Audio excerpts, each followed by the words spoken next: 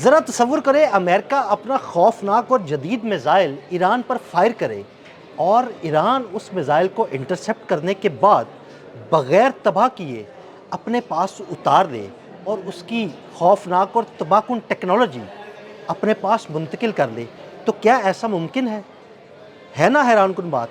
लेकिन ये ऐसा मुमकिन है और ऐसा हुआ है। ये सब कैसे हुआ? अमेरिका के तबाहकुन मिज़ाइल की टेक्नोलॉजी ईरान के पास कैसे पहुंची? इस बारे में आमिर रज़ा से बात करते हैं। आमिर भाई, कुछ खबरें ज़ेर गर्दिश हैं कि अमेरिका ने अपना कोई ज़बरदस्त तबाहकुन मिज़ाइल है उसे फायर किया, लेकिन वो मिज़ाइल फट नहीं सका। ईरान ने उसे इंटरसेप्ट किया, बाहिफाजत उतारा और उसकी टेक्नोलॉजी हासिल कर ली। अच्छा, पहली बात तो यह है कि मुझे इख्तलाफ आपसे इस बात पे है कि ईरान ने अपने पास टेक्नोलॉजी मुंतकिल कर ली। मेरा ख्याल है कि किसी और मुल्क में मुंतकिल कर दी। अच्छा जी, मुझे पहला मेरा किसी ख्याल दोस्त ये है। मुल्क के देखें, पास। सबसे बड़ी रिपोर्ट तो ये है कि 850 टोमाहाक मिज़ाइल चलाए गए। ये मिज़ाइल वो मिज़ाइल्स हैं जिनको कहा जाता है, जिस तरह से F-35 को गुरूर कहा जाता है, तो ये भी टोमाहाक भी इसी तरह का एक हाँ जी, गुरूर है। बिल्कुल एक आपको गुरूर अगर है। याद होगा तो डोनाल्ड ट्रंप ने एक मरतबा यूक्रेन को टोमाहाक मिज़ाइल देने की खबर पर बड़ा सख्त रिएक्ट किया था और उसने कहा था कि लोगों को ये नहीं पता कि एक टोमाहाक मिज़ाइल जो है उसको चलाने के लिए कितने कोड हाँ इस्तेमाल जी, किए उसने जाते कहा हैं। था कि इतने कोड्स हैं कि अमेरिका के अलावा कोई कोई इसको इसको चला ही नहीं चला ही सकता। नहीं सकता। अब इनके लिए एक अफरा तफरी का एक सामान पैदा हो गया है कि एक टोमाहाक मिज़ाइल जो है ये ईरान के कब्ज़े में चला गया है। इन्होंने जो इस खबर को जिस तरह से इन्होंने अपने एंगल्स पे जाकर किया, इन्होंने कहा है नहीं, असल में टोमाहाक मिज़ाइल जो था कंट्रोल करके उतारा नहीं गया या उसको पकड़ा नहीं गया या वो चल नहीं सका, बल्कि ईरान के इंटरसेप्टर ने उसको तबाह किया। अच्छा। अच्छा, तबाह किया और उसके बाद मिज़ाइल का मलबा जो है ये ईरान ने हासिल कर लिया और हमें शक है कि उसके अंदर जो टोमाहॉक की टेक्नोलॉजी, जो उसकी बॉडी और उसका स्ट्रक्चर, जो उसका स्टील स्ट्रक्चर है, वो उसमें बारूद की वो जो मुख्तलिफ लेयर्स हैं उनको किस तरह से लेयर्स, किया उसकी जाता है, तादाद, मिकदार फिर कितनी उसका है? उसका सेंसर्स और उसके रडार्स कम्युनिकेशंस, ये सारी चीज़ें जो हैं ईरान के। पहली बात तो ये है, अगर किसी मिज़ाइल को इंटरसेप्ट किया जाए, जैसे सारे मिज़ाइल्स हम भी देखते हैं हाँ जी। फ़ज़ा में इंटरसेप्ट किए जाते हैं, तो वो रेज़ा रेज़ा हो जाते हैं। ये बिल्कुल आप ये समझे जैसे गैसी शीशा है, उसको अगर तोड़ा जाए तो छोटे छोटे टुकड़ों में बिल्कुल, तकसीम हो जाता है टुकड़ों में तक़सीम होता और ज़्यादातर टुकड़े जो हैं वो अपने ही बारूद में जल जाते हैं। है। बिल्कुल ऐसे ही है। अगर ईरान ने ये पूरे का पूरा टोमाहॉक मिज़ाइल नहीं पकड़ा, सिर्फ मलबा है, तो अमेरिका को तशवीश किस चीज़ की है? और अगर इसको मुंतकिल किया गया है, किस मुल्क में किया गया है और इसमें से टेक्नोलॉजी कैसे जो है ट्रांसफ़र हो सकती है और कैसे पकड़ी जा सकती है? अगर आपने सिर्फ इसको समझना है तो आपको F-35 की तबाही जो है बिल्कुल, उसको हाँ जी, समझना है। ऐसे ही है। F-35 की तबाही को भी सैटेलाइट कम्युनिकेशन के ज़रिए पकड़ा गया था।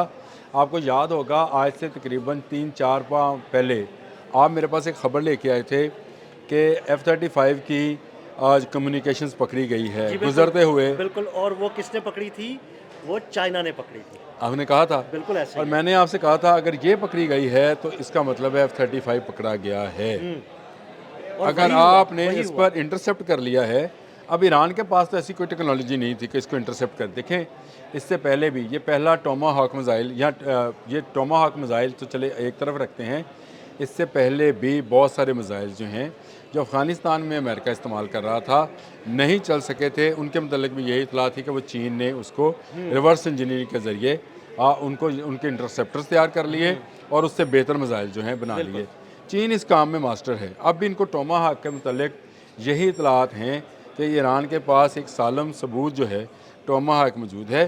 ये जो आपने हमस को ब्लॉकेड किया गया है और हर जहाज़ की तलाशी ली जा रही है, ये मैं समझ उसकी गया। मुंतकली को रोकने के लिए बिल्कुल, किया कि जा रहा कहीं है। ये उसकी टेक्नोलॉजी या वो मिज़ाइल चाइना मुंतकिल ना हो जाए। अब ये चाइना की में मुंतकली जो है, ये अमेरिका के लिए एक बहुत बड़ा। देखें, टोमाहॉक मिज़ाइल के मुतल्लिक ये कहा जाता है कि इसको एक मिज़ाइल बनाने के लिए भी आपको बहुत लंबा अरसा दरकार होता है। ये टेक्नोलॉजी, ये बॉडी, ये सारी चीज़ें जो हैं ये हमारे आम लोगों के जहन में, यानी मैंने तो उसको कह दिया कि उसका स्टील स्ट्रक्चर, हाँ जी। तो हो सकता है ये स्टील ही ना हो, हाँ, हो सकता है। कोई और धातु हो सकती है। ये कुछ भी हो। देखें, ये एक ऐसी चीज़ हो सकती है जो कि वज़न में बहुत हल्की हो, लोहे से ज़्यादा मजबूत बिल्कुल, हो सकती है कि नहीं हो बिल्कुल सकती। ऐसे ही। ये किसी ऐसे फाइबर ग्लास से तैयार किया गया हो जो रडार क्रॉस सेक्शंस को जो है वो एक्टिवेट ना करता बिल्कुल। हो। इसका जो इंजन है, हर रॉकेट में तो इंजन ही होता बिल्कुल है, ऐसे ही। इसका जो इंजन है या इसका जो फ्यूल है वो किस नौइयत का है, ये वो सारी चीज़ें हैं। और इसको किस तरह से खोला जा सकता है और इसको किस तरह से पकड़ा जा सकता है, ये वो चीज़ें हैं जो कि चीन तक मुंतकिल हो सकती हैं। ये मेरा ख़दशा भी हो सकता है, गुमान भी हो सकता है, लेकिन मुझे इस वक्त लगता है कि जो ये बार बार इंटरनेशनल मीडिया पर स्टोरीज़ आ रही हैं मिसाइल्स को लेकर, अमेरिका के कम होते मिसाइल्स को लेकर, इंटरसेप्टर्स को कम होते हुए तादाद को लेकर और चीन का मुकाबला ना करने, इसमें ये टोमाहाक भी शामिल है। बहुत जदीद मिसाइल है, इसको पकड़ना इंतहाई मुश्किल है। जिस तरह से मिनाब स्कूल पर ये जब गिराया गया था, उस वक्त एक फ़िल्म भी आई थी जो कि उस वक्त अचानक या किसी कैमरे से फिल्माई गई थी, जिसमें इसको आता हुआ दिखाई दिया था और ये मिनाब स्कूल पर गिरा था। तो ये एक जदीद मिसाइल का अगर रेप्लिका तैयार कर लिया गया या इसका इंटरसेप्टर तैयार कर लिया गया तो ये अमेरिका की बहुत बहुत बहुत बड़ी शिकस्त होगी। देखें F-35 उसका पकड़ा गया है, अब F-35 से आगे कोई 6th जनरेशन का जहाज़ ही आएगा तो ये अमेरिका के लिए होगा। अदरवाइज़ अगर ईरान ने गिरा लिया है तो इसका मतलब ये है कि इसको कोई भी मुल्क गिरा सकता है। चाइना और रशिया के लिए तो फिर कोई मामूली सी बात हो जाएगी ना। आप समझ गए बात को, क्योंकि सैटेलाइट से अगर इसका कम्युनिकेशंस को हैक किया गया था तो उसी वक्त समझ आ गई थी कि इसकी बहुत सारी कम्युनिकेशन, तो जिस तरह से राफेल की कम्युनिकेशन है, आमिर भाई हमने राफेल की कम्युनिकेशन भी तो सैटेलाइट से ही हैक की थी ना। बिल्कुल। और हैक करने के बाद उसके जो हमारे रडार से उनको बंद कर दिया गया था, हमारे जहाज़ों के, मिसाइल्स के, हमारे जो साब ऊपर उड़ रहा था काफ़ी बुलंदी पर, उसके भी रडार्स को बंद कर दिया गया। और जब मिसाइल हमने छोड़ दिया, उसको सैटेलाइट गाइडेड कर दिया, तो उसने जब उसको पता चला जहाज़ को तो उसके करीब आ गया है, में वो इतना करीब था कि वो हिट कर गया, उससे बच नहीं सकते। वो उससे टाइम ही नहीं मिला। ये वो तकनीक है जो चाइना की मदद के बगैर ईरान इख्तियार नहीं कर सकता है। और ये बिल्कुल हकीकत है।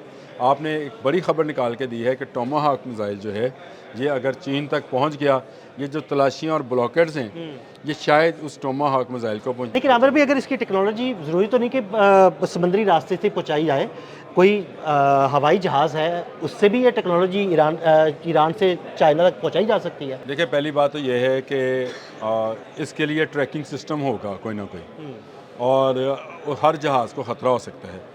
मुझे आपकी बात पर एक गुमान गुजरा है, जल्दी जल्दी मैं बात ख़त्म कर देता हूँ।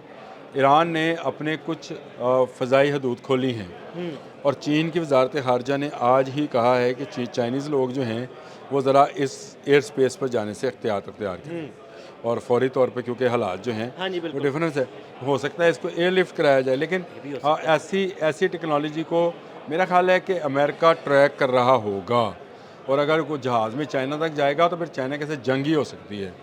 ये जाएगा तो खुफिया तरीके से जाएगा, और ये जो अगर इस्तेमाल होना होगा या इसको खोलना होगा तो ये सारा काम ईरान के अंदर बैठकर ही किया जाएगा, और फिर इसको पीसेस में, टुकड़ों में जो है ले जाया जाएगा। सबसे पहले जिस तरह से कार चोर जो हैं ट्रैकिंग सिस्टम को बंद करते हैं, फिर वो उसके पुर्जे निकालते हैं, कोई दरवाज़ा अलग कर दिया, उसके टायर अलग कर दिए, इंजन निकाल लिया, ये करके फिर पुर्जों में उसको भेजते हैं, और फिर उसको ऐसी कैमोफ्लेजिंग करते हैं उसकी कि वो किसी रडार में आ ना सके। इस कैमोफ्लेजिंग के अंदर जा सकता है। मुझे लगता है कि जो आपने हर्मस का ब्लॉकेड है वो शायद इसलिए भी है कि टोमाहाक टेक्नोलॉजी जो है ये ट्रांसफ़र ना हो जाए, और अगर ये ट्रांसफ़र हो गई तो अमेरिका की शिकस्त 100% हो जाएगी। बहुत शुक्रिया आमिर भाई। बिल्कुल आमिर भाई ने बड़ी तफसील के साथ इस सारे मामले पर रोशनी डाली। मज़ीद अपडेट्स के लिए हमें फॉलो करते रहें। अदील अहमद और आमिर रज़ा को इजाज़त दीजिएगा। अल्लाह हाफ़िज़।